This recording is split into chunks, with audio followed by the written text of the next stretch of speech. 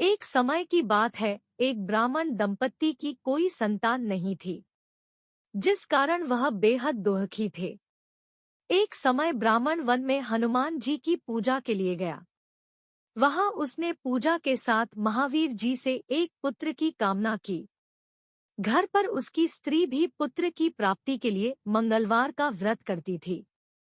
वह मंगलवार के दिन व्रत के अंत में हनुमान जी को भोग लगाकर ही भोजन करती थी। एक बार व्रत के दिन ब्राह्मणी ना भोजन बना पाई और ना ही हनुमान जी को भोग लगा सकी। उसने प्रण किया कि वह अगले मंगलवार को हनुमान जी को भोग लगाकर ही भोजन करेगी। वह भूखी प्यासी 6 दिन तक पड़ी रही। मंगलवार के दिन वह बेहोश हो गई। हनुमान जी उसकी निष्ठा और लगन को देखकर प्रसन्न हुए। उन्होंने आशीर्वाद स्वरूप ब्राह्मणी को एक पुत्र दिया और कहा कि यह तुम्हारी बहुत सेवा करेगा। बालक को पाकर ब्राह्मणी अति प्रसन्न हुई। उसने बालक का नाम मंगल रखा। कुछ समय उपरांत जब ब्राह्मण घर आया तो बालक को देख पूछा कि वह कौन है। पत्नी बोली कि मंगलवार व्रत से प्रसन्न होकर हनुमान जी ने उसे यह बालक दिया है। ब्राह्मण को अपनी पत्नी की बात पर विश्वास नहीं हुआ।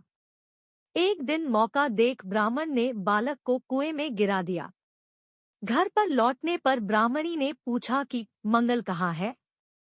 तभी पीछे से मंगल मुस्कुरा कर आ गया। उसे वापस देखकर ब्राह्मण आश्चर्यचकित रह गया।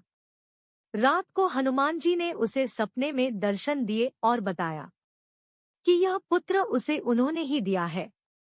ब्राह्मण सत्य जानकर बहुत खुश हुआ। इसके बाद ब्राह्मण दंपत्ति प्रत्येक मंगलवार को व्रत रखने लगे।